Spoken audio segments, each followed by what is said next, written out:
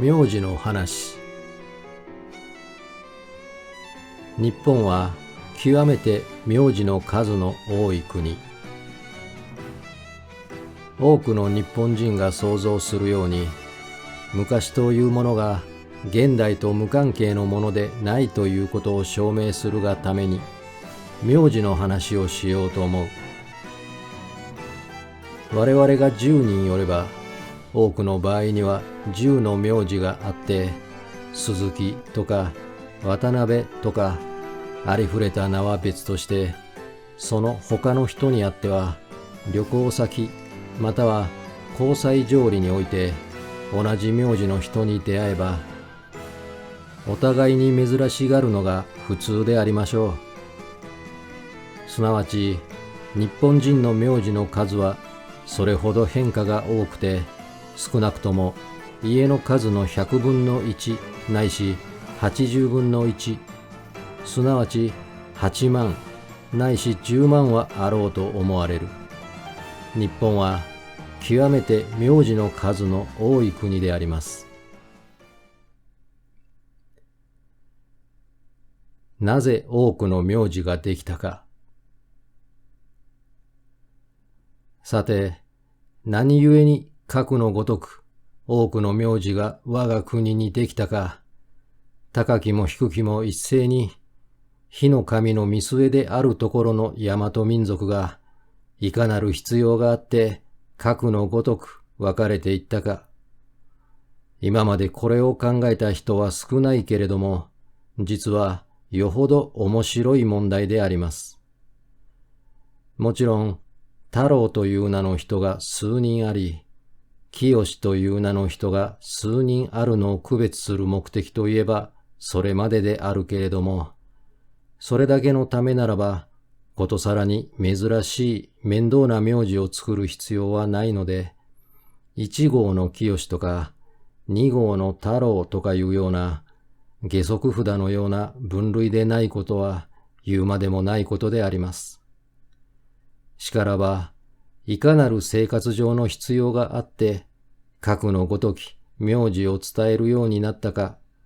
これはやや古い時代の社会を研究してみなければ、明白なる回答を与うることができないのです。地名と名字との関係。これはおそらく誰も知っていることであろうと思いますが、多くの名字は地名と同じことであります。例えば、京都から移住してこられた旧家族の家々の名と同じ地名が京都の町には甚だ多いのです。我々の郷里の付近には、たとえ同じところでないとしても、しばしば名字と同じ地名がある。例えば、鹿児島県に行ってみると、鹿児島藩士の一種変わった名字は、十中九までが、薩宮日三カ国の里の名であることがわかる。そうして我々の名字はどういうわけでかくのごとく地名と関係して共通するものであるか。地名によって名字をつけるならば、何故に自分の住んでいる村の名を名字とせずに、5里10里離れたところの地名、またははるかに遠方の地名を持っているのか。この問題を少しく説明してみようと思う。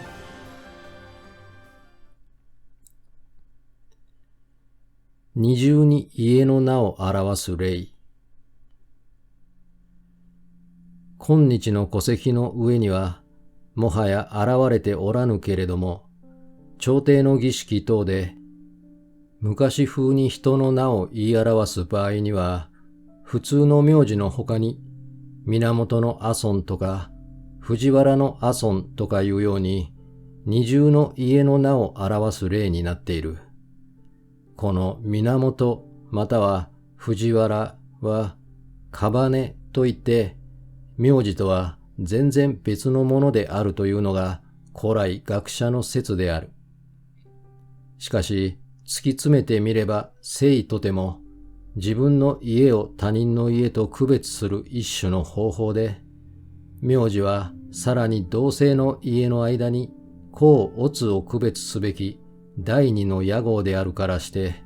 二つの間に性質上の差別はないのであります。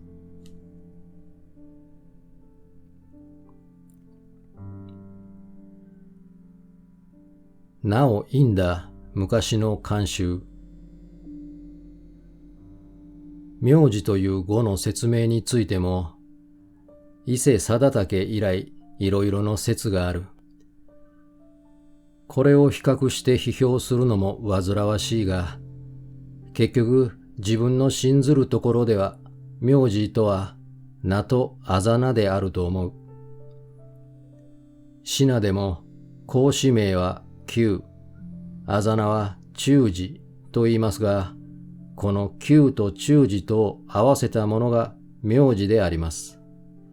日本でも品でも名というものは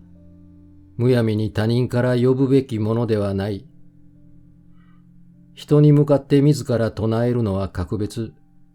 他人ならば親とか主筋とかのものよりほか、我が名を呼ぶのは、たとえ殿君等の形式をつけてもやはり無礼であります。今日この思想は絶滅して、わずかに天使様のお意味なだけについて残っております。西洋ではこの慣習は昔から全然なく、国王でもチャーレスとかウィルヘルムとか呼ぶことが許されたのであります。我々が外国の新聞などに我が国の子孫の魚名がローマ字になっているのを見ると、一種の名状すべからざる不愉快を感ずるのは、まだ感情のいずれの部分かに、なお因だ昔の習慣が幾分か遺伝残留しているためであります。昔の金文を読む一種の困難事。品では歴史家の権限が非常に大であるから、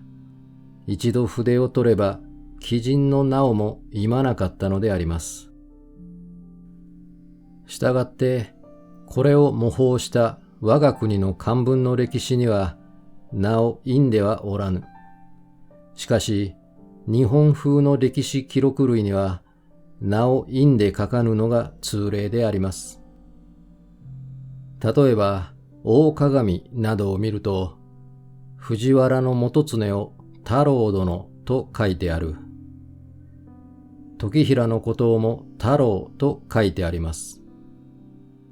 多くの人については、現に官名を呼んでいる。しばしば官が転ずる人に至っては、同一人であるか否かが不明になっていて、これは昔の金文を読む一つの困難となされております。南海諸島の命名慣習。いにしえの太郎、次郎、三郎は、今日の太郎、次郎、三郎のごとく、人の名ではないのであります。単に同じ人の長次男ということを意味するばかりで、普通の名詞であります。全体普通名詞と固有名詞との区別は、よく考えてみればほとんど境界がないのでありまして、同じ名で呼ぶものがいくつもあれば、もちろん普通名詞でありますが、そのものが偶然にも一つしかなければ、どちらとも見られるのであります。馬琴の弓張月を読んだ人は、八丈島の男女が四郎五郎とかサボりの女子とかいう名を持っていたことを記憶しておられましょう。あれはもちろん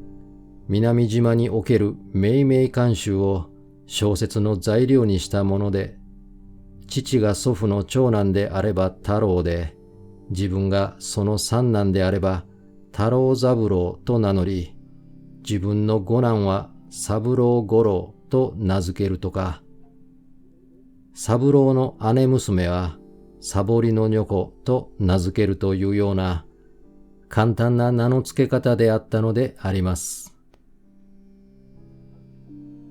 権兵衛作や勘太作。8年ほど前に伊豆の大島へ行った時には、この島人が通例名の他に右のような旧慣によって人を呼ぶことを目撃したのであります。内地でも百姓の仲間では、同じ村の若い者に作蔵というものが2人あれば、これを区別する方法として、父の名を頭につけて、権兵衛作、勘太作というように呼ぶのもない例ではありませぬ。ロシアでは、これが神士間の普通の作法になっております。ロシアの名を呼ぶ慣習。英仏などで家名ばかりを単称するのを尊敬の意図するに反して、露国では親しい者の間にはイヴァンとかピョートルとか名だけを呼ぶけれども敬意を表する場合には別にムッシュもヘルもつけずに親の名を続けて呼ぶ。例えば親の名がピョートルならばイヴァン・ペトロビッチと呼び、女ならばアンナ・ペトローブナというように呼ぶのであります。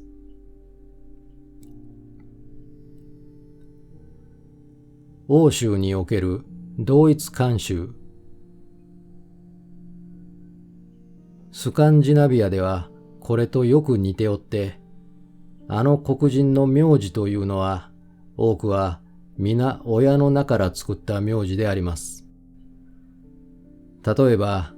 アンデルセンのセンは、英語のサンという字で、アンデルの子という意味であります。今では代々この屋号を伝えているけれども、いずれの時代にかロシアと同じく、本人の名の後に何がしの子ということを添えて、呼んだ習慣が残っているのであります。孫または千という語尾のある名字は、北欧系統の諸民種、英人にもドイツ人にも折々これを見かけるのです。また、英国人の中に家名の頭にマックというのは、これまた子という意味であるから、やはり同一慣習であります。フィッツゼームスとか、あるいはフィッツゼラルドとかいう名字のフィッツも同じく子供という意味であって、いずれも前述の三郎五郎、四郎太郎、権兵衛作の類によって、直ちにその由来を知ることができるのであります。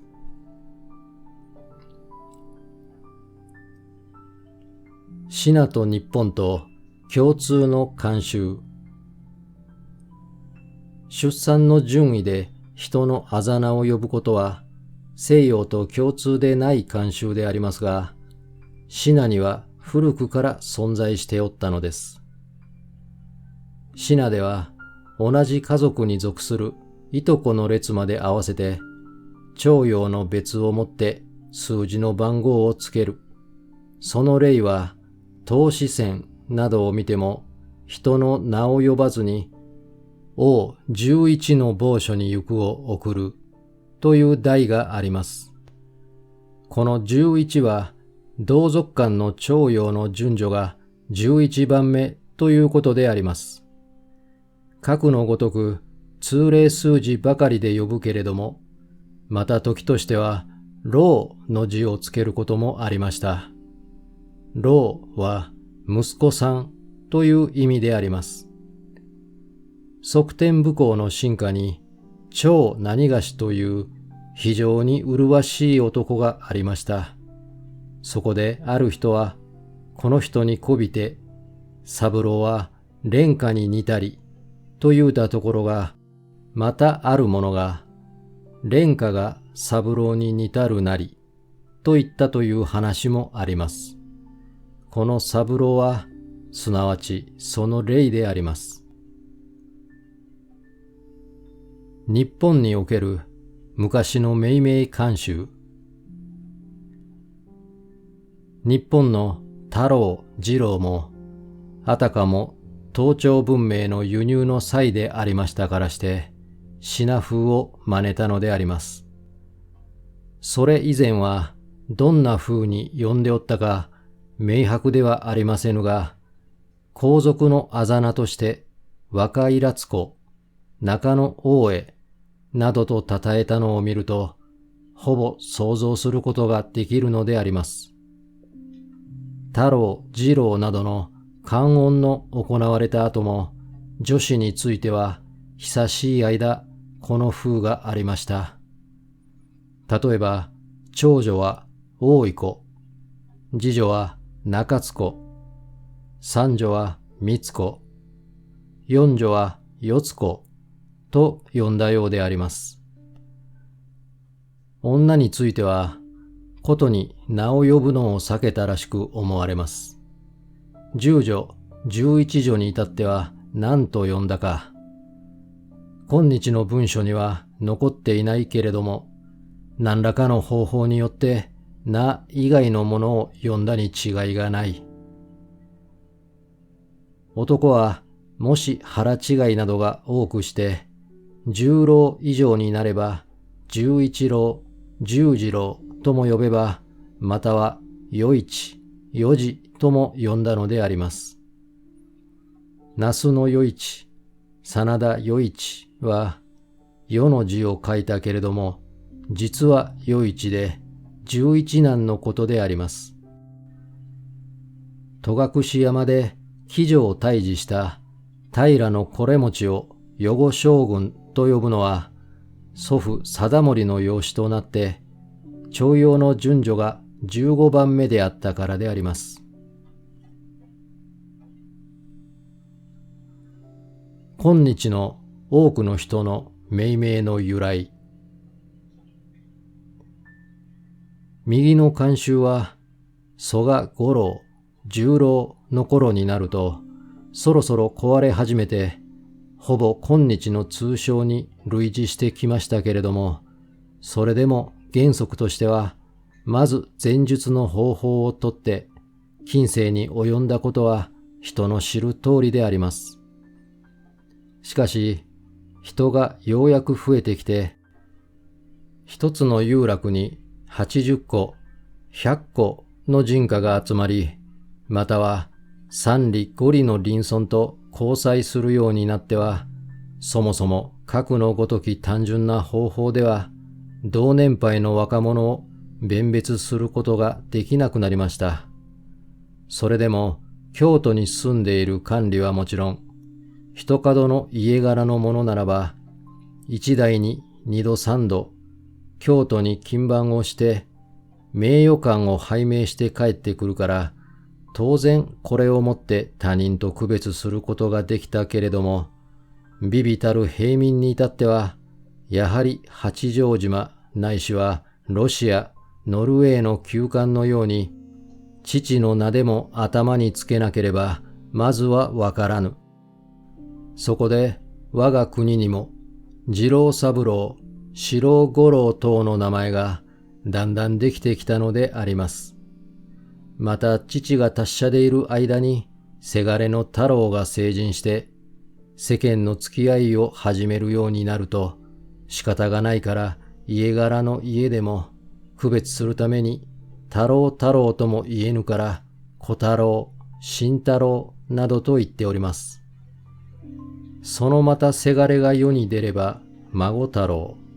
そのまた子が世に出れば、まさか曽祖父と混同されることもないけれども、死んだ太郎や父の孫太郎、祖父の小太郎に対して区別をするために、彦太郎と名をつける。これが今日の多くの人の名というものの由来であります。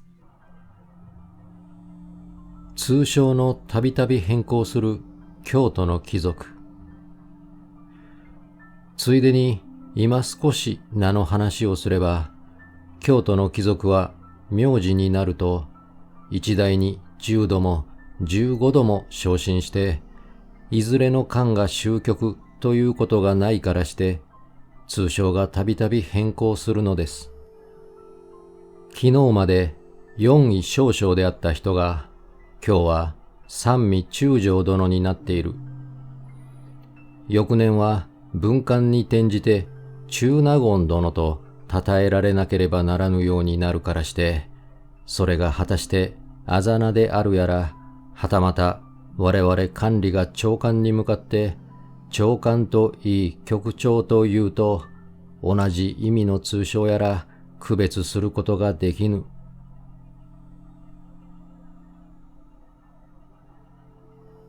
地方の豪族武士の将校。これに反して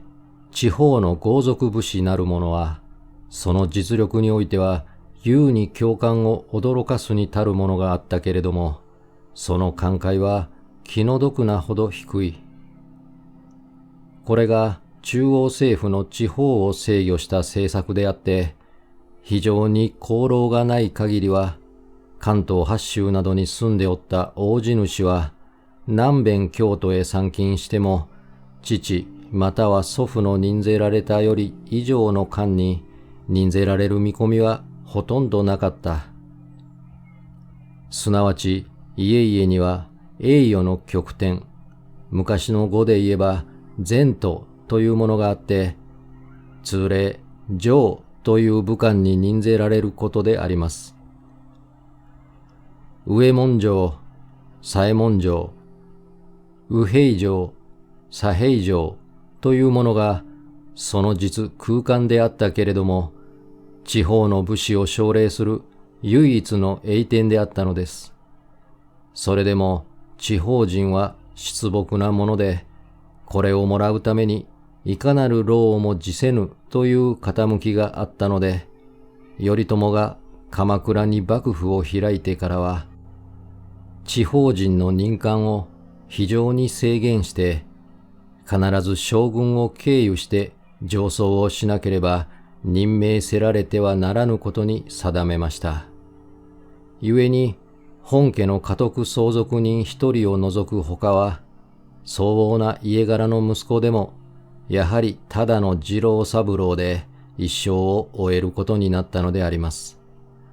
そうなってくると、有名無実の一美官たる左衛門城、上門城も、いよいよもって涙のこぼれるほどありがたいものとなり、したがって国に帰って、もしすでに左衛門城となっている太郎殿を、太郎左衛門城と呼ばずに間違えて、ただ太郎殿と呼ぼうものなら、もちろん決闘くらいは申し込んだのであります。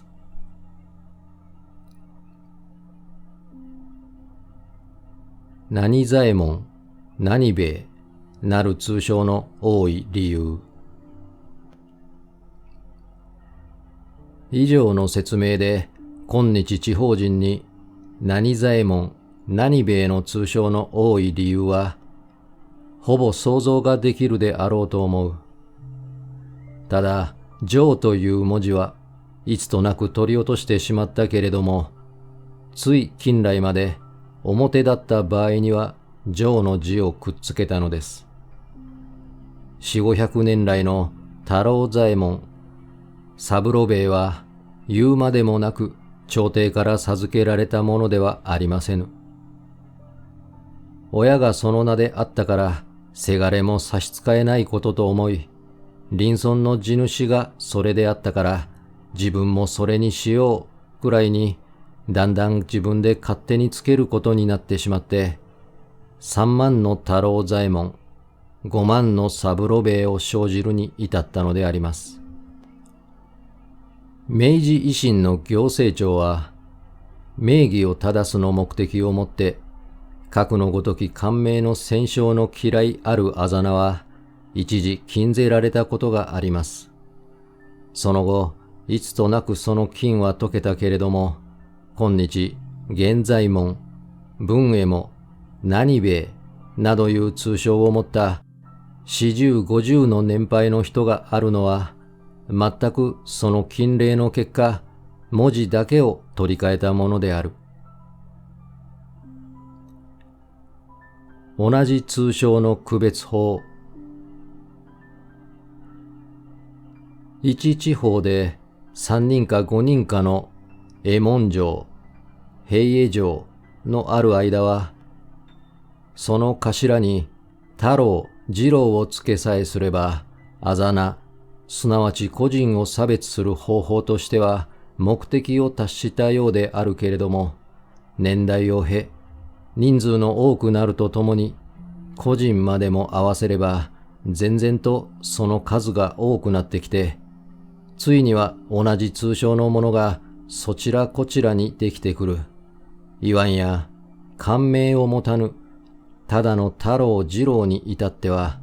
初めから親の名前くらいでは十分な区別をすることができなかったから、さらにその上に何かの差別法を設けなければならぬ。そこで立ち戻って自分の家の姓によって、源氏の家の太郎ならば源太といい、平家の三郎ならば平蔵というのも一つの方法であったのであります。今日行われている名頭というもの、すなわち人の通称の基地というのは立ち話であります。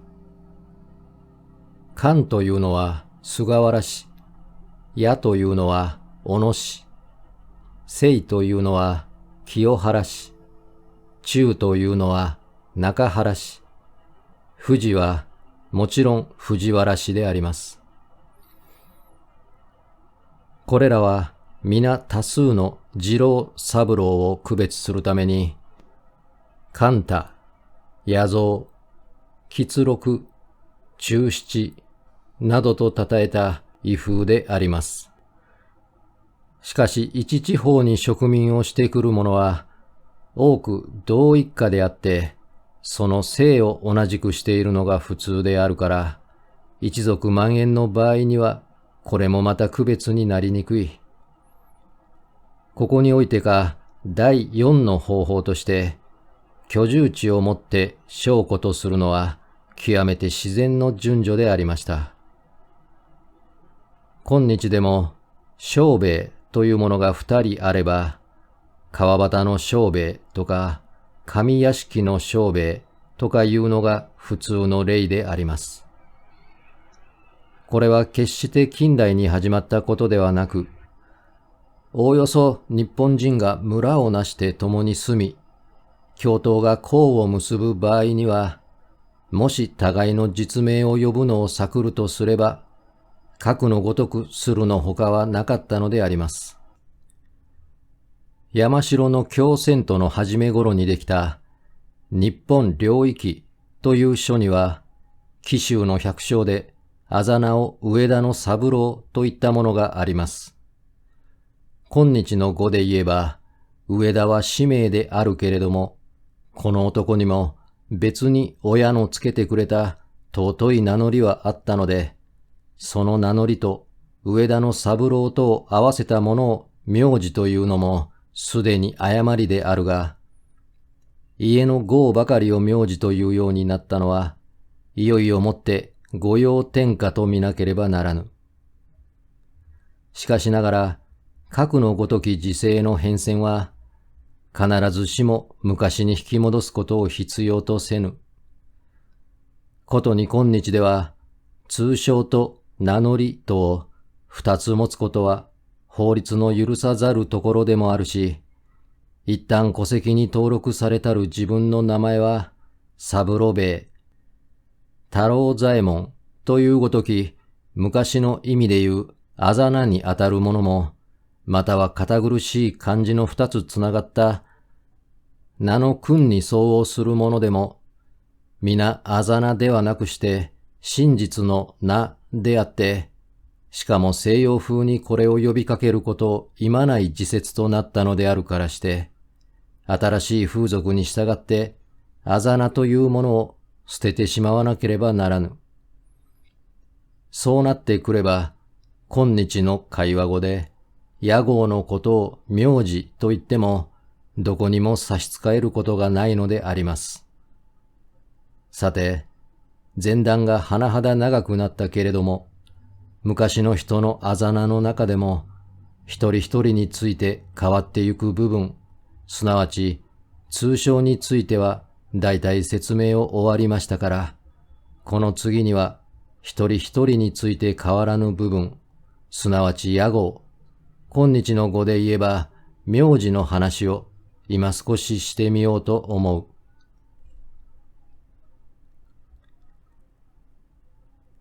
いつの間にか屋号を名字というようになった。名字という語の本来の意味が今日の用い方とは違っておって、屋号と通称との二つを包含するものであることは前回にお話しした通りであります。この意味における名字を最も豊富にかつ趣味多く見出すことのできるのは吾妻鏡であります。平安朝の初め頃にもすでに上田の三郎などという名字のあることは領域にも見えているが、鎌倉時代にはこの意味における名字がいくらでもある。この時代には今田みだりに左衛門城とか上門城とかいう武家の官名を与えもしなければもらうことも幕府がやかましかったから、立派な侍が皆次郎三郎で屋号としてはことごとく居住地の地名を帯びている。言を変えて言えば、居住地プラス出生の順序イコール名字であったのであります。しかるにその中からいつの世にか屋号の部分ばかりを名字というようになったために、ついに明治の今日のように生死ということも名字ということも同一のものになるようになってしまったのであります。名字が違うから同家ではないとは言えぬ。大昔にも生死というものは歴然と存している。すなわち源、藤原というのが氏であって、阿孫とか宿根とかいうのが姓である。これはいずれの家にとっても極めて重大なもので、平成は名字で呼んでいる人でも表向きの文書では比例にならぬ限りこれを具記したものであります。この生死というものがまさしく信濃王とか龍とか陳とか長とかいうものにあたるのであります。ただかの国では家にも晴れにもその姓を使い、日本では国柄が単純で生死の数が少ないので弁別のために起こったのであろうが、平素には屋号のみを用いて生死をたたえなかったのであります。しかもこの屋号なるものが極めて頻繁に取り替えられ、ほとんど矢の胸の数やかまどの数ほど多くあるのです。したがって今日の名字、すなわち屋号が違っているから同家でないという思想は、日本の昔の社会状態とは合わせぬ思想であります。しかるにご承知の通り、近代ではなるべく屋号を変えない傾きになったがために、ことに民法ではやたらにこれを変更することを許さぬことになった結果、一族一家の屋号はただ一個に限るかのごとき思想を生じたのであります。昔は一個の人口が100にも達した。元来日本の家の制度は、今日稀に飛騨の白川などに残っているごとく、一戸の人口が非常に多いものであったのであります。これは、古代戸籍の制度の影響もあって、複雑な問題で、この際述べることもできないが、奈良の正倉院に残っている大宝時代の諸国の戸籍などを見ると、普通の百姓でもって一戸の人口がぬひまでも計算すれば8、90から100に達するものも少なくないのであります。そしてこれらの一族が一つの大家のもとに枕を並べて眠っていたかというに、これは到底想像し得べきことでないので、一人一人がそれぞれ労働をするのに、西に東に南に北に20丁30丁と出て行って工作をしなければならぬ。したがって、広く山野の間に住宅が散在しておって、たとえ他人は政党の氏を呼ぶとしても、家族相互の間では、今日村々で中屋敷とか新屋敷とか呼ぶごとく、または日本橋あたりで室町のお宅、小網町の旦那というように親類を呼ぶごとく、個々の別宅に何か名をつけておかなくてはならぬようになったのであります。公行家族の家名は、ことごとく京都の地名。これが武家発祥時代、すなわち地方豪族が開墾の利益を壟断した八幡太郎の頃になると、遺産相続の問題もこれに加わって、いよいよもって一家に属する個々の住宅が増え、したがって名字に居住地を呼ぶ必要がにわかに増してきたものと察せられる。尊卑文脈などを見ても極めて明白であるが、京都でも田舎でも一時に屋号の増加したのはこの時である。例えば藤原家でも元常、時平の頃までは、たとえ別れ別れに従しておっても、皆同じ藤原家の人々であることが明白に現れているが、それから次になると、だんだんと屋敷所在地の地名を屋号に用いて、二条殿といい、九条殿といい、それぞれ家が分かれてくることになる。それ以前においては、これだけ身分の高い貴族になると、他人からは決して藤原殿とも元常殿とも断じて言わない。その当時の官名とか屋敷の場所とか何か通称を持って呼んでいる。恐れ多い話であるが、我が国の皇族の今日の状態は、すなわちこの風習の永遠に継続せるものであって、それが我が国の尊いところであります。しかるに藤原家のごとく皇室に次いで権栄を極めた家でも、財産を分かち、兄弟下記にせめぐようになっては、たちまちにして屋号というものが明白に樹立して、二条殿と九条殿と一条殿と近衛殿とは別の家のような気がしてしまったのであります。今日のいわゆる公行家族の家の名を見渡せば、すぐに気のつくことであるが、そのほとんど全部は京の町、あるいはその付近の地名である。氏としては、源平、藤、立花の数姓を入れず、ことに藤原氏はその8割を占めているけれども、それが今日のごとく多く分かれてきたのであります。殿、立、様の起源。このついでに、殿という字の意味を申せば、殿は文字の示すごとく、長者の建物に対する敬語である。屋号の属する土地である。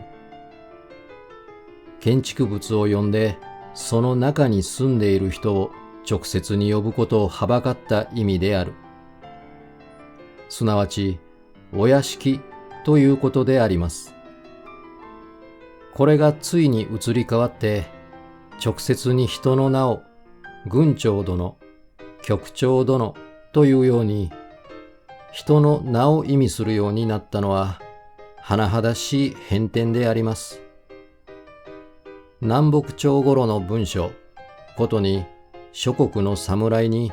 大将から出した勘定などを見ると、人の通称に殿の字をつけたものが現れかかっている。一例を言えば、河野武蔵守殿というようになっている。これが奥羽の方へ行くと、何の何がし建てと書いてある。武士の住宅を建てというのは、東北地方の方言で、西国に行けば、京都に私宿して、武家も皆殿と呼んだのである。それに比べれば、はるかに広大の発声でありますが、様というのは、方向を示す言葉が元でありました。西様、東様というごときは、その例であります。人を呼ぶに様を使うのは、直接にその人を呼ぶのが失礼であるから、わざと漠然とその方向を指したのである。今日我々があなた、そなた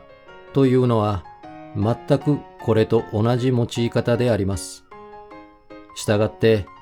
殿や様は、君という言葉とは非常に意味が違うのであります。ことに人を呼んで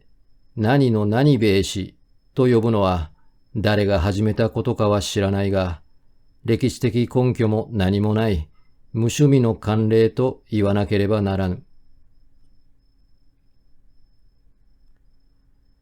屋号製造の由来。そこでいよいよ本論に入りますが、地方の武家がわずか100年か150年の間に数万の名字を製造した由来は、全く藤原家の分立したのと同じ理由であると言ってよろしい。京都の貴族ならば、官名で呼ぶこともできれば、その時々の位で呼ぶこともできたのに、なお格のごとく分かれていったのである。まして、地方における無官の大不練にあっては、武蔵一国の平地にも数百の玄太、数千の当時、平蔵がいるのであるからして、とても何か今一段の区別法を作らずには交通ができなかったのであります。それも一つの会と一つの屋敷内に親子兄弟が共に住んでいる時ならば仕方がないが、家族の増加するに従って付近の村々に分家をさせ、親会をさせるようになってからは、それぞれの地名を呼ぶことがいと安くなったから、遠慮なく家というものが統一を害するといういささかの懸念もなしに屋号を製造していったのであります。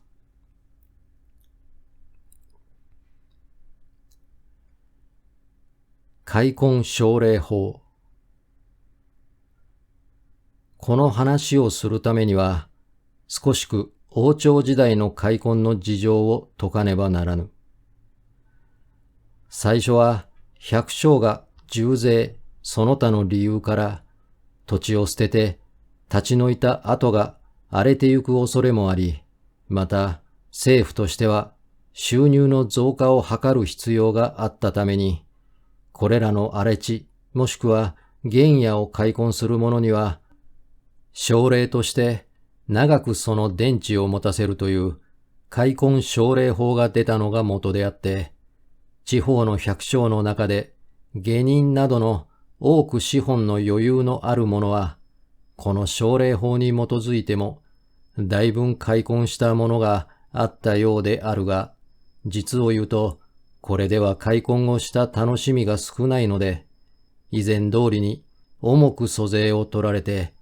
耕地を増やすのも張り合いが少ない。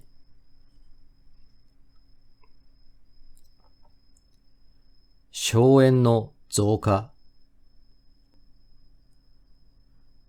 ところが、大きな社や寺、または朝廷の代官が特別のおぼし飯をもって配慮する場合の開墾地は、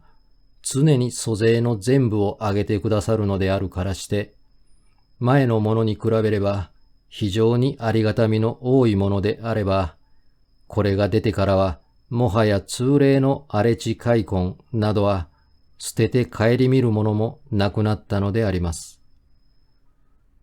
この第二の特別開墾は、もちろん弊害も多いことであるからして、表向きの法令では努めてこれを制限するようにしてあったが、実際は年とともに面積も増加すれば特権も増加して、ついには徴税権はもちろん、一切の地方間の行政権の及ばぬ国の中の国のごときものができてしまったのです。これがすなわち荘園であります。荘園の面積は少ないものも300町500町、多いのは数郡にわたって負ったものもあります。そうして多くは厄介な地主でありました。境木を立てれば知らぬ間にこれを滑らせるし、面積を限っても地方間と慣れ合って縄伸びを多くする。要するに、近代の北海道開墾の類の今少し専横な偏頗なものであったのです。地方豪族と荘園の下請け開墾。さて、特許権を受けて新たに荘園を建てた者は、いかにしてこれを開発していくかというに、貴族はもちろん、社寺の管理者でも、自分どもは京都によって安楽な生活をしていながら、収益だけを取ろうとする者が多かったのです。もともともらい物であるがために、多分の割引をも意図せずに、地方に住んでいる豪族どもに下請けをさせたのであります。もっとも、仮に真面目な荘園の領主があって、直接自分が開墾をしようと思っても、平素からそれだけの労働者を雇っておくこともできず、今日のごとく、雇えば来てくれる労働者もないから、勢い地方の大家族の子主と相談をするほかはなかったのであります。しかのみならず、武蔵国にこれだけの原野がある。神漬の奥に何百町の空間、耕さぬ地面があるということを知らせてくれる者は、やはり地方の居住者である。甚だしきは、社寺とか検問の名義だけを借りて、金少な名義料を本所に納めて、実は自分が開墾を経営した場合も少なくないのであります。名主の名の起源。格のごときありさまであるからして、下請け人の特権も時と場合によって大小不動であるけれども、要するに下請け人の中心となっている地方豪族の子主は、一方には荘園の管理者たる名義で、かなり多くの管理料を天引きするほかに、下請け管理者としての有利なる条件をもって、その開墾地を持つのであります。例えば、通例の百姓ならば、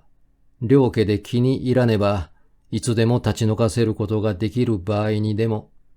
この者ばかりは、大罪を犯さなければ子孫の相続を確保してある。年貢、すなわち作米のごときも、普通の作人に比べれば、三分の一にも五分の一にも満たなかったのであります。鹿のみならず、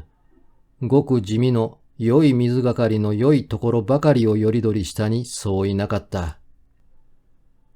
つまり、京都の荘園の主人を良い旦那にしておったのです。この下請け人の特権を名付けて明田職と言い、その土地を明田と言っている。これは今日の明主の名の起源であります。明という語の意味。明という語は、その本来は少し不明になっておりますが、自分の考えうるところによれば、区別開墾地という意味であろうと思う。すなわち、数百町歩の原野を開墾するにあたって、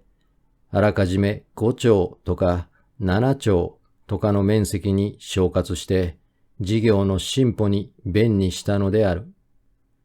これは、近年の神殿開墾にも常にあることで、1年で開墾が終わるほどの小面積であればよいが、5年も6年もかかるとなると、一方で開墾を進めてゆくと同時に、他の一方では、既婚の田地に食料を生産しなければならぬ。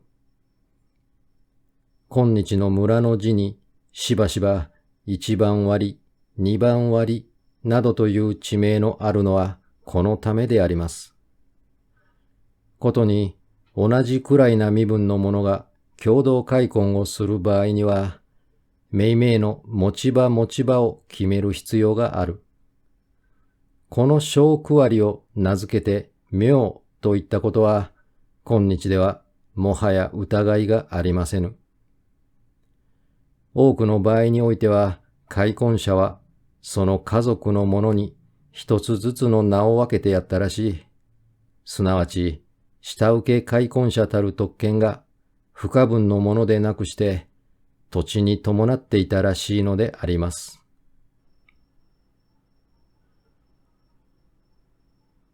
女が名主になった証拠。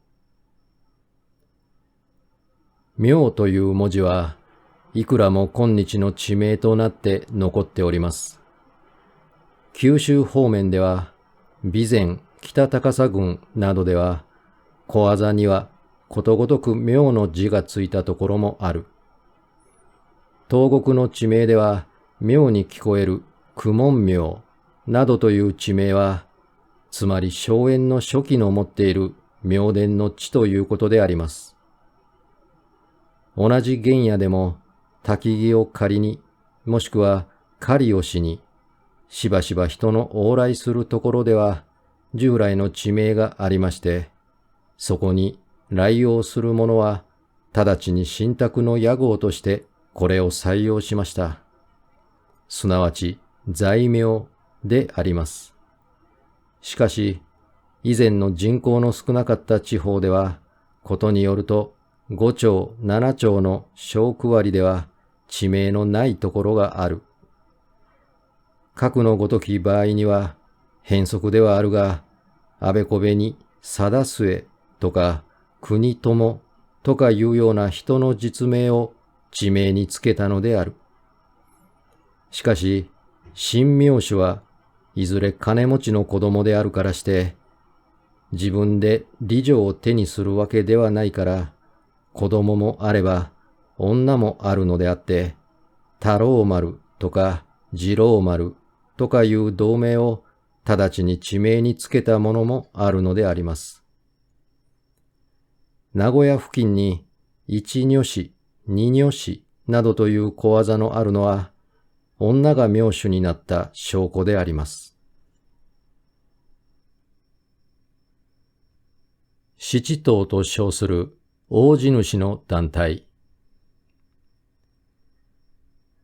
京都付近の国々では土地に余りが少なくて、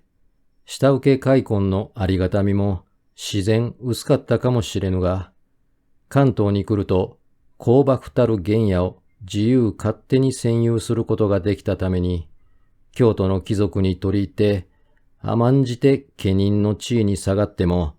実際の富を作り、武力を養うに十分であったのであります。武蔵などは、中央荒川と玉川間の平原に、七島と称する大地主の団体が7つまであった。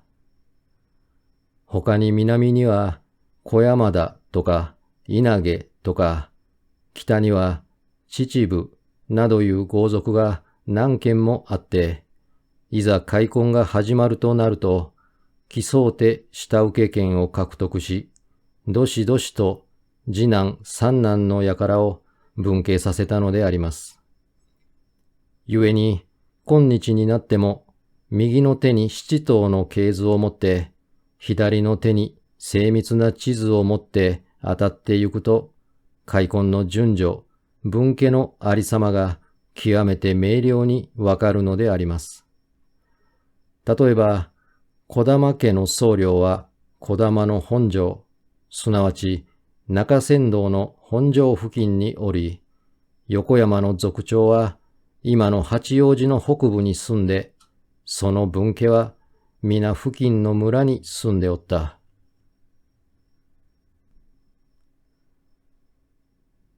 田原藤太秀里の一族。関東から奥州にかけて有名であった秀里流の藤原氏というのは、私もその子孫たるの名誉を持っているけれども、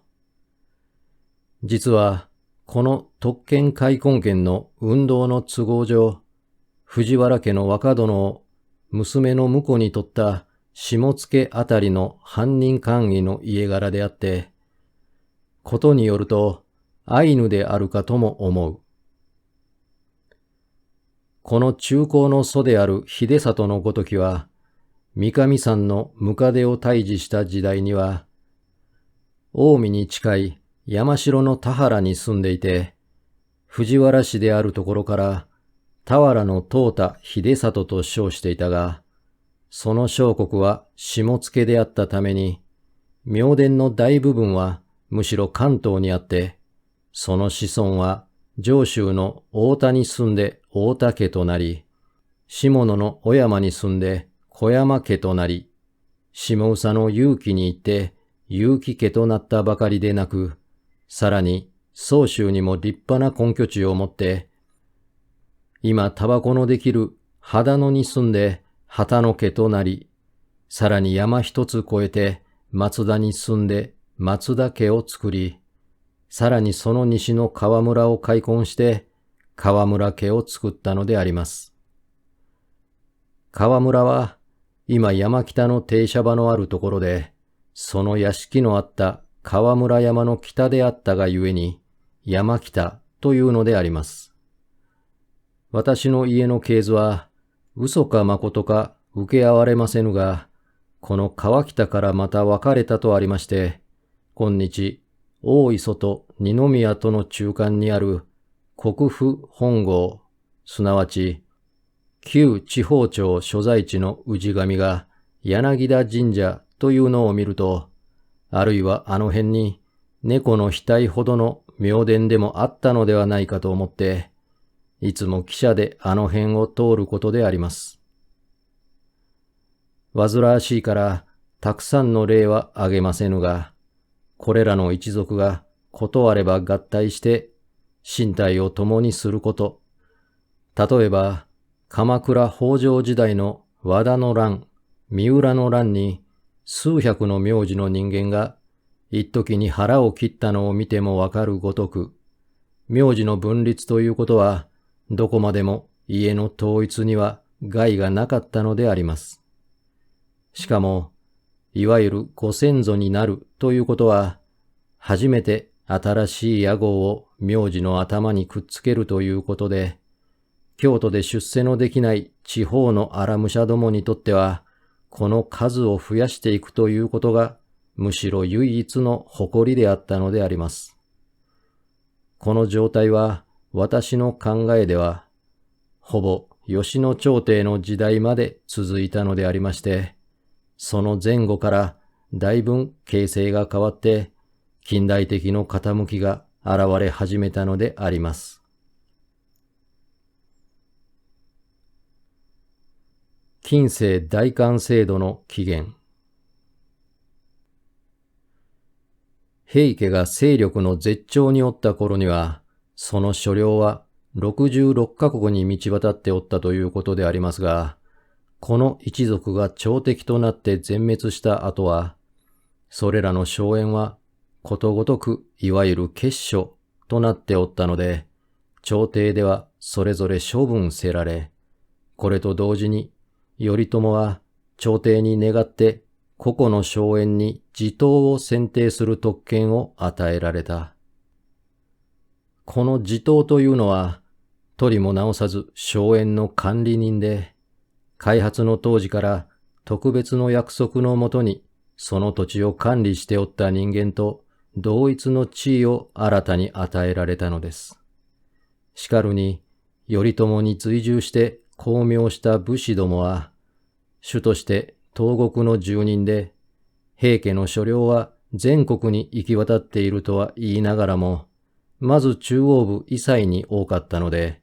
西国筋の新地頭はいずれもはるかに関東の方から赴任すべきわけありである。もっとも、この時代になっては、管理人とはいうものの、自ら事務を取るのではなく、己は単に管理人たる収入を取って、事務はまた別に下請けをさせるものがあったのですが、いずれ源平の戦争に関係したほどのものは、旧来の所領の一箇所や二箇所や持たぬものはないからして、大抵故郷を捨てて新恩の地に移住することのできぬはもちろん、時々の巡視さえも常に代人で済ませたのである。これが近世の代官という制度の根源で、子主が幼子や女子である場合には、本領についても代官を用いねばならぬ場合もあったのではあろうが、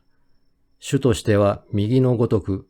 東西かけ離れたる2カ所以上の地業の分立している場合に、この必要が多かったのであります。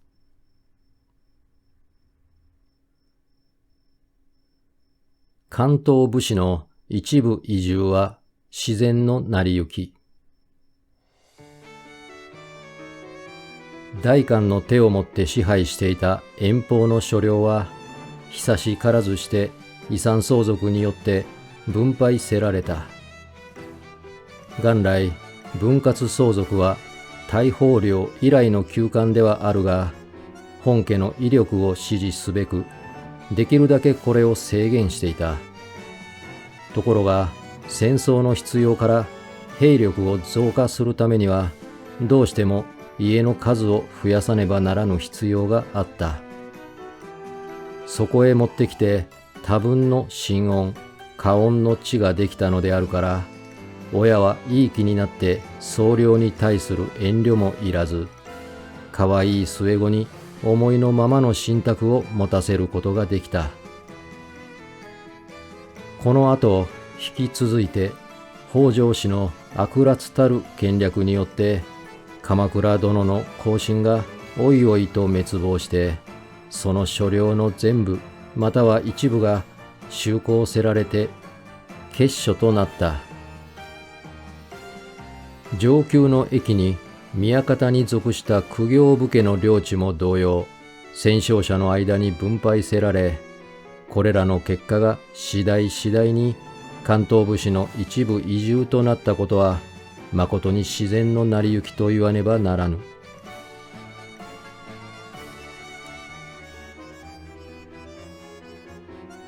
国内植民史の上で看過すべからざる大転変。右のごとき場合に本家から離れて新たに遠方に移住したものの、屋号はどうなったかというと、大体においては共通に行き先の地名を名字の中に称えたのである。例えば、下野の宇都宮家が豊前の紀伊に神恩の地をもらってゆけば、紀伊氏となり、さらにこの家から肥後の内の古賀に移住してゆけば、内古賀氏となった類である。しかしながら、当時の思想としては、すでに開墾せられたる土地に対しては、明伝職の関係もないところから、これを家の号に名乗るのは、いかにももらい物のような感じがしたものか、あるいは、また宇都宮とか千葉とかいう関東の大名は、九州の遍路にまでその名が轟いていたがゆえに、これを名乗って本家の意向を傘に切る必要があったものか、いつとなく屋号を携えて移住していくような風が始まった。これは国内植民史の上で看過すべからざる大天変であります。毛利、武田、小笠原の諸家。例えば、大江広元の一族は、宗州愛好郡毛利省に本領があって、毛利を名乗っていた。その一族の中では、羽前の阿寺沢に移住した者は、阿寺沢何がしと呼んでいるが、秋郡に分かれていった家は、そのままに毛利家と称しておった。これおそらく、出羽の方は深海で、秋の方はすでに明けておったがためであろう。甲州の武田は、釜無川の上流に名字の地があったがための武田であるけれども、そのある者は上総に移住し、またある者は若狭に移住しても、やはり武田を名乗っている。その一族の南部家は、同じ川の下流の駿河に接したる南部村を領して家の名を得たのであるが、奥州の北端に移住してもなお南部を唱えている。同じ国の小笠原家は、阿波に移住しては三好氏となったけれども、信州に移った者はいつまでも小笠原家であったのです。熊谷、吉川、および九州の諸家。武蔵の熊谷に住んでおった連勝入道の一族は、秋国に引き移っても相変わらず熊谷で、その子孫が非常に繁殖して今日まで残っている。足利将軍義政の時代に、管弦を奉って領地を失った熊谷何がしは近江の熊谷である。また今日は毛利家の親族となっておられる吉川家は、元春秋の伊原郡の住人で、梶原景時が鎌倉を逃げて西に走るときに、小ヶ崎でこれを攻め殺した吉公の小次郎はその祖先である。確かこの時の官章に芸州をもらったかと記憶している。九州には源平戦後の移住武士が他にもたくさんあって、菊池とか原田とかはそれ以前から九州の地名を屋号としている旧家であるけれども、大友は宗州の大友であるし、伊藤は伊豆の伊藤で、前に挙げた吉川家と共に加納家の別れである。千葉という家も九州に多いが、これも下総からの分家である。薩摩にしかない名字の鮫島家のごときも、はるばる駿河の富士山麓から担いでいった屋号であります。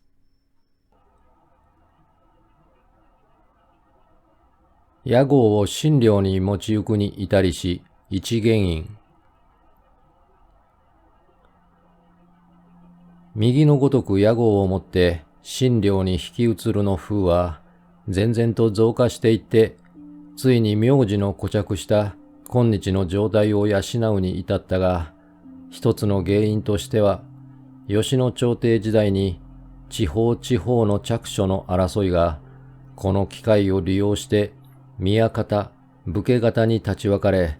所領の奪い合いを始めたために、その一つの要求として、一旦新たなる屋号を持った者も、改めて本家の名を名乗るという政治上の必要も、よほどこの傾向を手伝っていると思われる。これから以後は名字によって、その家の郷里を推測することのできるという、一方から見れば重宝なありさまに移っていったのである。しかし、いずれの家でも最初の本領というものがあって、二心なく武家に仕えておった者は、まずは屋号の地と連絡を断つことはなかったがゆえに、足利氏の末の頃までに、山田郷の山田殿というような武士はたくさん全国にあったのであります。東北の旧家たる佐藤、五十嵐、本間。ここにその一例を言うと、前にもお話しした田原家の後である佐藤家である。現在の系図が真実なりとするならば、佐藤家は下野より北部に向かって非常な勢いを持って蔓延していったのである。九郎方眼に仕えて忠義の戦死を遂げたる嗣信、忠信の兄弟は、諸々にその遺跡というものがあって、正確にはわからぬが、とにかく欧州の南方に領地を持っておった佐藤家であって、すでに源平時代において、その東北に植民を始めたのである。今日でも、奥羽六県の間には、佐藤という旧家が最も多く、いずれも秀里流の藤原氏であると称している。自分は先年山形県を旅行して面白い事実を発見した。出羽の庄内ことに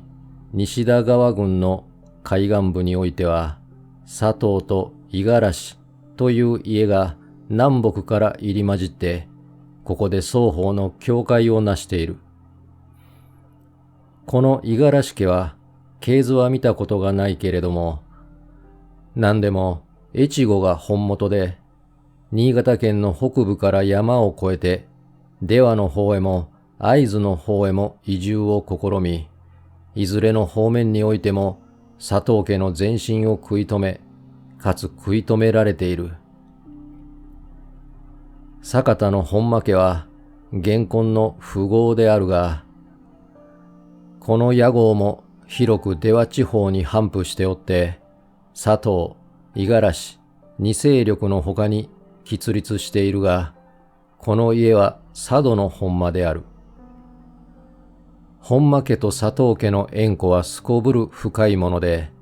しかも一等の富を独占しておったがために、その余力をもって優に対岸の地に展開することができ、ここに図らずも山形県の隅に三号の起源省を残すことになったのであります。家紋の数はあまりたくさんはない。話がここまで進むと、ついでに少しく家紋のことを述べる必要がある。後世の家紋は、あるいは主君から拝領したもの、あるいは物好きから新たにこれを定めたものもあるのみならず、全然異なる家筋で同じ門をつけることもあれば、一概に門から家の先祖を定めることもできないが、中世の家族制度の特色、すなわち移住のために屋号を変えてゆくことと比較してみると、よほど面白い趣味がある。書家の門帳の中で一番古いのは、軍書類従に出ている見聞書家門であるが、これはその数が甚だわずかである。徳川時代の武官や門帳に現れている門の数も、その数が5、600を超えないのである。今日でも、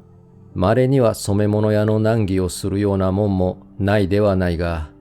大体門かきが見たこともないというもんは、一生のうちに7つか10しかないそうである。言を変えて言えば、源平時代の屋号文化がほとんど極まるところを知らざるありさまであったものが、ある特殊の原因から逆戻りをして、やや統一の傾向を示したのと同じように、門もまた一旦無数に増加していこうとしたものが、ある程度に達して後、再び減少の傾向を示したのである。戦争の盛んな時代には、何でも門は極めて目立ち、かつ特色のある無風流なものを選んだのであるが、今日になっては、あまり書きにくいとか、あまりに不細工だとか、甚だしきは汚れやすいとか、剥げやすいとかいうために、だんだんと世間にありふれた門の方へ移っていく傾向がある。私の家の門は、以前は丸に行書きの大の字であったものを、5、60年以来、女の門に向かぬという理由から、5つの大の字を花の型に組み合わせた門に変更したため、世間によくある松葉桔梗の門とほとんど同じになってしまいました。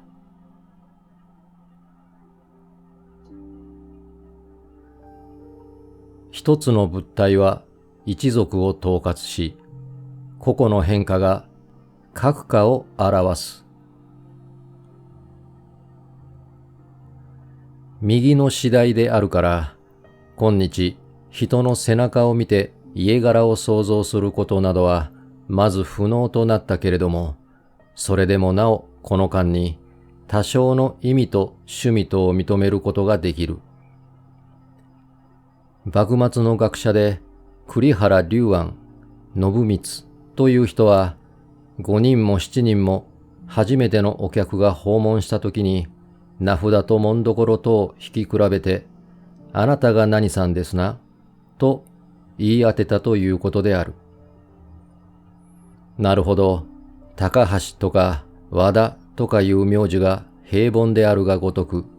ほおずきやきゅうりのようなありふれたもんではいかんともすることができぬが、何か人どころ、形か物体かに特色のあるもんなら、自然に家の由来を仮定せしむる材料となるのである。ここに自分は形と物体ということを言ったが、かつて近年の門帳にある4、500種の門について分類を試みてみたのに、その種類の存外に単純であることを感じた。すなわち、近々数十種の物体を十数通りに変形させたのが今日の門である。例えば、井筒ならば、井筒を菱しにもすれば、丸の内にも入れ、輪違いにもすれば、四つ合わせもするというように、一つの門をいかほどにも変えてゆくのである。これは、徳川家の葵の門が、主たる五分家筋はもちろん、堺にも松平にも共通であって、ただその形状及び組み合わせの変化によって、家々を分かつのを見ても、容易に想像せられるごとく、一つの物体は一族を総括し、個々の変化が各家を代表したわけであろう。門の由来及びその変遷。門の由来については別にお話をする方が良いと思うが、要するにその始まりはさほど古いものではなく、武家がこれを用いたのはせいぜい源平の頃からで、戦場において司令部のありどころを知らせるために、幕とか旗とかにつけた符丁で、その思いつきは京都の大官連が車に家々の門をつけたのが元で、門の材料は、元根の通説のごとく、礼服の右衛門から得たものであろう。言葉を変えて言えば、屋号の文化が中止し始めた頃から、門の文化が始まって、その種類の増加が止まったのは、近代、再び屋号が増そうとした頃であって、家の本文の関係は何かの方法で、これを表さなければならぬ社会的の必要を意味するものではなかろうか。門所の戦議の最もやかましかったのは、足利時代から徳川時代へかけて、名乗りの半分を家人にやる慣習の行われた頃である。しかしその反動として、門所を大事にする結果、主君が賞与として家の門を臣下に与えるようになって、結局、門の数がだんだん減るようになったのであります。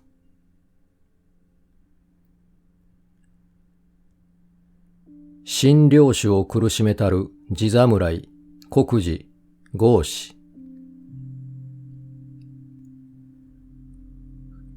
この反動的同化作用は単に門所にとどまらず、将軍及び諸大名の臣下、鎮部作とも関係するもので、徳川家がむやみに外様大名に松平の姓を与えたこと、ないしは押しかけ婿、押しかけ嫁を縁づけて、大名各藩を迷惑させたのと同じ傾向を示すものである。ご承知の通り、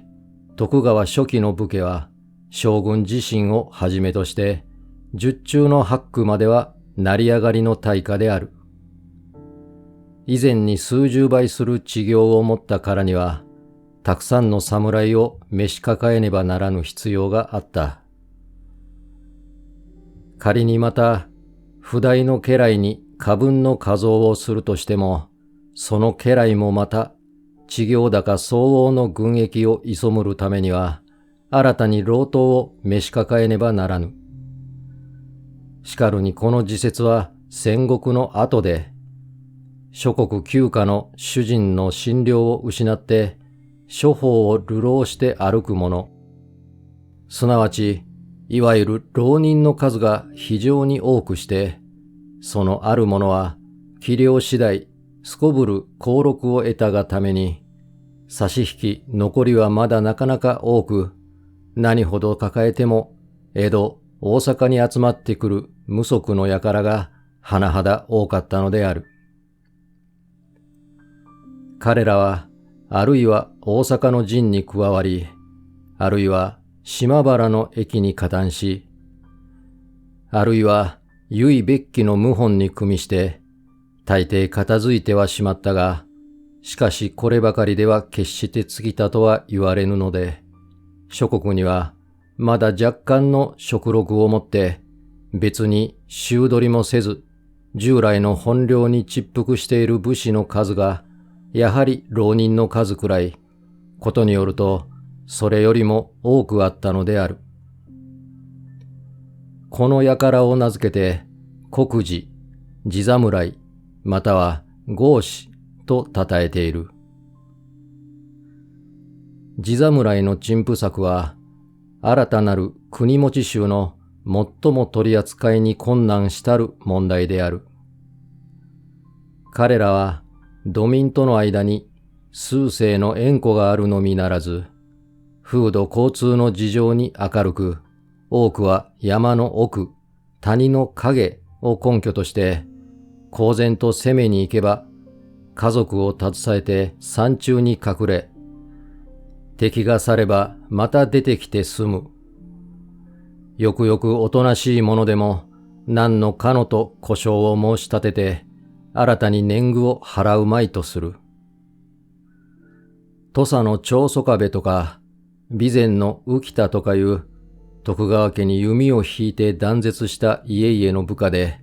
新領主を苦しめたのは、これら地侍、合司の輩である。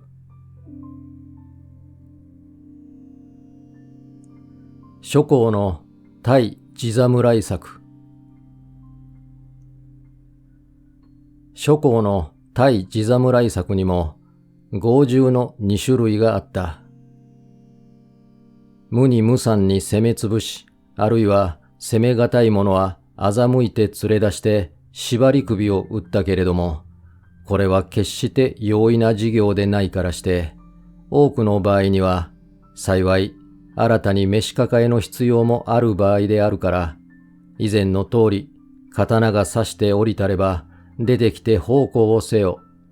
もしまた奉公が嫌なら、普通のおさ百姓の通りに年貢を納めよと、二つの方法を選択させた。この場合における地侍の態度は大抵一様であった。祖先伝来の槍刀が捨てたくなさに、兄弟または親子の一人は出て仕えた。また本領の土地を捨てるが悲しさに、他の一人はとどまって農となり、その末裔は多く名手または庄屋となった。後年諸侯が貧乏をして、田舎の豪農から献金などをさせ、その賞与として他にやるものもないから、名字を名乗ることを許し、あるいは刀を刺すことを許したので、人民の方で非常に嬉しがったのは深い司祭のあることで、いわゆる二次対等御免の制度は、地方の旧家をして久しく失っておった地侍の旧特権を回復させたのだから嬉しかったのである。名字と地名との関係断絶の理由。300諸侯の中には300年の間同じ領地を保っておった家もないではないが、その大半は3度も5度も国替え、城替えがあったのである。この場合には、最初の領地から出て仕えたる地侍の一族は、主人に従って東西南北に移住して歩いた。前田家は長くその領地を変えなかったけれども、その藩士の名字を見ると、加賀、能登、越中の地名を帯びているものももちろん多いけれども、その他にも、あるいは越前在府の時に召し抱えられて、越前の村の名を名字としているもの、さらに美州荒子の時代から仕えておった奥村家のような移住者もある。いわんや欧州の棚倉などいうようなところへ、懲戒的に国替えさせられるような中大名にあっては、その藩士の漂泊生活というものは、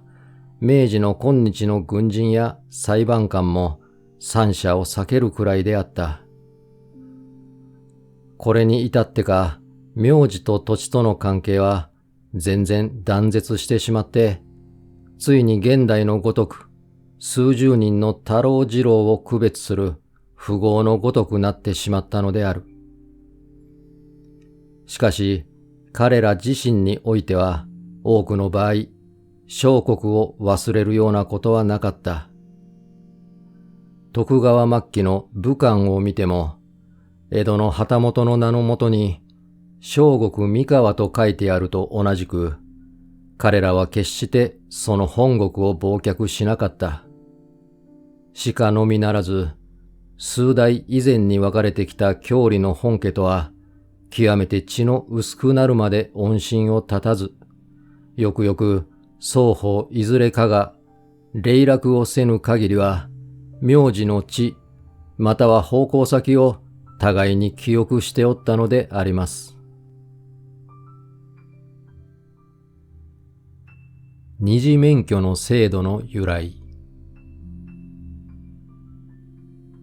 村々の農夫の歴史は文字に伝わっておらぬけれども、存外続いて久しいものであるらしい。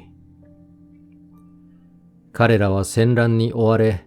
または天災に遭遇しても、真っ先に巨村に引き返して荒れ地を再建することを努めたらしい。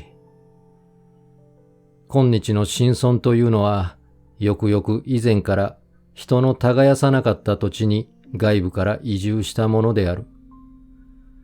これに反して武家の方は、数回の大移住のためによほどの混乱を生じ、少なくとも客観的にはその屋号の由来が不明になっている。しかるに旧幕時代は、普通の土民は公に罪名を称することを禁ぜられた。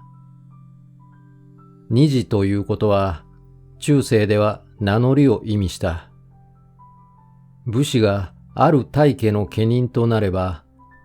名簿に二次を書してこれを主人に呈し、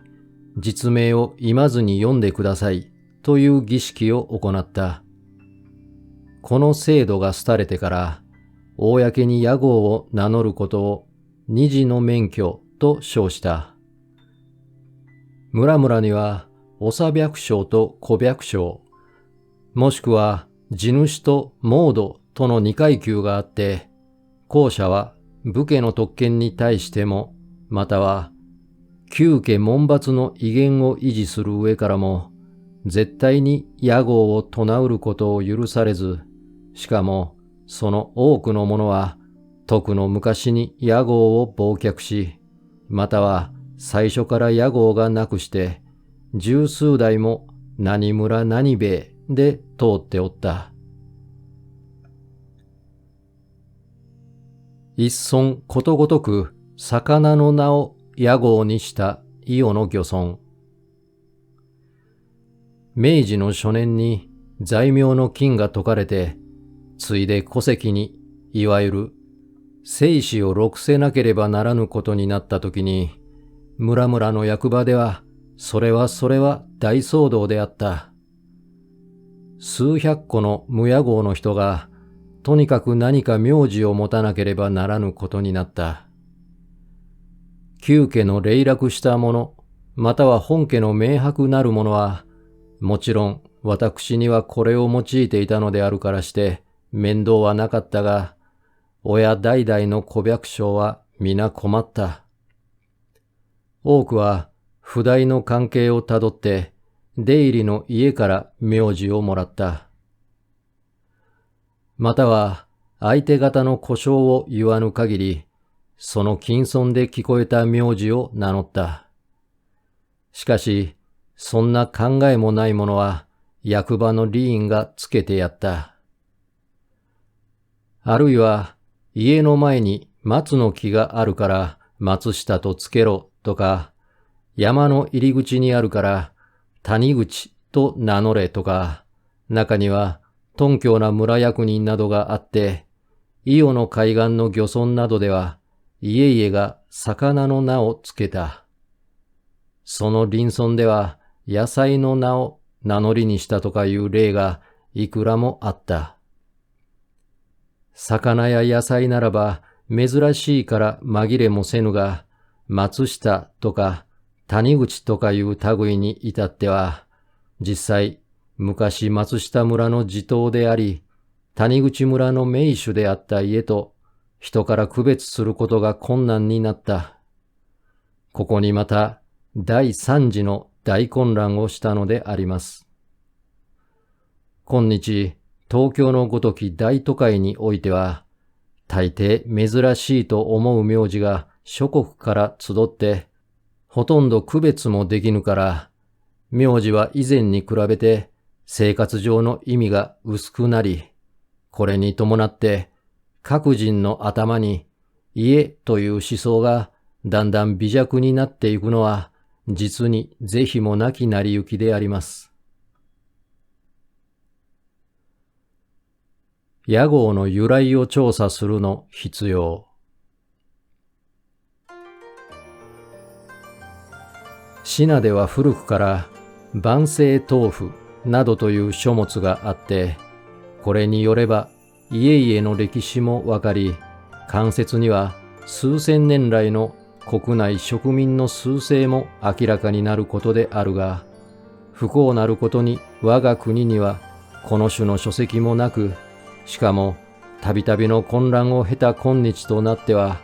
将来これを作成すべき希望も甚だ乏しいのである。せめてもの希望として、たとえ明治になって屋号をつけた家々まで、その由来を明らかにすることができぬまでも、せめては地方地方の旧族名門及びいわゆる士族という階級だけは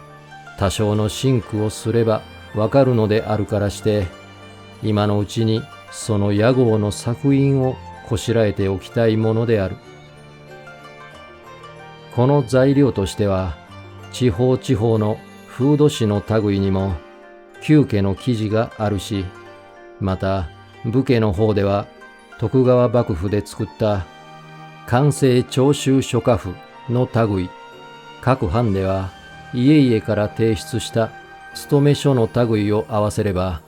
過半の材料は容易に得られるのである。この類の書物さえあれば、たとえ士族でなく豪農でない家でも、自分の家と同じ屋号の中から自然に家の歴史を知ることができるであろうし、反対の証拠のない限りは、自分の居住地に最も近き同屋号の家をもって、その本家を推定することができるし、その本家の歴史がわかれば、自分らの血統上、祖先とその地方、ないし旧領主との関係もわかり、ひいては一国の歴史との交渉点も見出されるわけであるから、将来の青年に対する訓育的の効果は決して少なくはないと思う。常滑という名字の由来。簡略ながら名字の本論はこれで終わった。このついでのお愛嬌に二つ三つ我々の知っている珍しい名字のお話をしてみよう。新内務次官の名字はなんだか床継と読めそうで、人は珍しい名字と考えているが、あの地名は道君の郷里の方にあるのであろう。常滑という地名は決してそれほど珍しくない。東の方に来るに従って、あるいは常滑と書し、または常鍋、常鍋、常滑などとも書いている。古い語で万葉の歌などにもすでに見えているが、その意味はあるいは川の流れのことであるなどと言って甚だ不明であるけれども、自分の信ずるところでは常滑の波は次の字が表するごとく並列の義であって、床は祭壇、すなわち岩のことである。上小岩を道路のそばもしくは遊楽の境に立て、あるいは天然の岩を利用して地鎮の祭りをした。その祭壇を名付けて蔵または床と言うたのである。この岩石は多くの場合には二つであった。箱根、その他国境に双子山という山があり、または村境に双子塚という塚のあるのも同一の理由で、最初はこれを祭壇に供し、後には岩石それ自身を神として崇拝した。石の並列は二つ以上十数個も並んでいることもある。これすなわち常滑である。播磨の葛西郡には鎮岩と書いて常滑と呼ぶ村がある。これらをもってみれば、常滑さんの祖先の生まれた土地は、ある一つの平原の境に接した新海地であったろうと思う。石黒という名字の意味。次に、自分の友人の石黒くんは越後の人であるが、越後の石黒はすべて越中の砺波郡の石黒の僧から出た家で、越中の石黒家は源平盛衰期の頃からすでに名の聞こえた名族である。そうして石黒の黒は日本語としては漢字通りに到底解釈することができぬ。その後注意してみれば、備前、備中あたりでは塚のことを黒と言って、藩の字も使わぬこともないが、多くの場合には黒という字を当てている。この土辺に丸の字は理屈からこしらえた和製の字で、黒というものが丸き土、すなわち塚であることを示すものである。同じ例は米辺に丸の字を書いて団子と呼ばせる地名がある。岡山県には石黒という地名がいくらもあり、また近頃自分の旅行した備前大野郡の山中では、土塀または石垣のことを塚黒と言っている。塚は気づくという語から起こった語である。他の周囲を他の黒と言い、屋敷の土井を塚と書いてグロと読む例などを思い合わせると、越中の石黒もまた常滑と同じで、境に石塚を築いて地鎮の祭りをした威風を示すものと言ってよいのである。